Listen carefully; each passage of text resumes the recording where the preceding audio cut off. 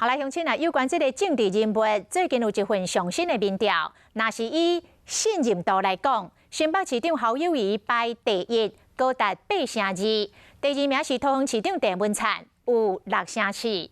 啊，若问讲，这上适合来做后一任的总统咧，侯友宜是输赖清德一输啊，2%。六都的县市长开始新闻报出来，人气嘛较旺。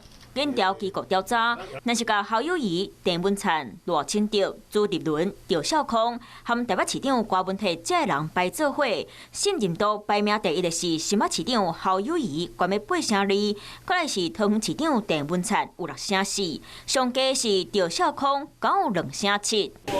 政治的变数还非常的多，所以我只能这样讲。我觉得，我相信侯友宜市长看到这一份民调，一定也是笑笑而已。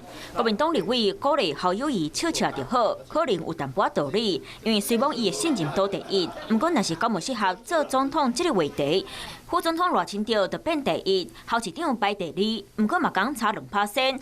啊，郑文灿和郭文泰因的分数和头前都差甲这。不分蓝绿对于他的在这个工作表现上的信任度是很高的啊。总统的话，那么他的支持度是如何？